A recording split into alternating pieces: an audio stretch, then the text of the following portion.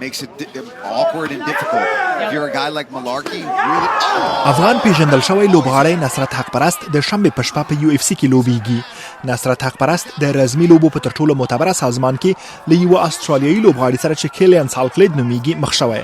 دا لوبه د UFC په 321مه دوره کې د ابوظبي په اتحاد سټیډیوم کې ترسره کیږي. نصرت حق پرست تر دې دمه 18 لوبې ګټلې او 15 یې بایللې دي.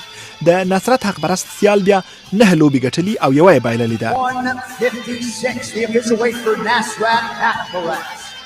نصرت حق پرست وروستی وار په UFC کې د شپې تر ټولو غوره لوبې جایزه هم ګټلې. نصرت که څه هم د UFC د 321مې دورې په اصلي کارت کې نشته، خو د مقدماتي لوبو مرکزي سیالي ده چې تمه ده د شنبې په ماښام د افغانستان په وخت شاوخوا 6:30 بجې پیل شي.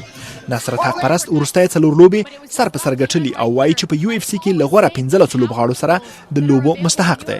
حق پرست په جرمني کې اوسېږي، خو د دې او ګڼو نورو لوبو لپاره یې په بېلابېلو هیوادونو له هغې ډلې امریکا، مراکش او متحده عربي اماراتو کې تمریني کمپونه ترسره کړي دي.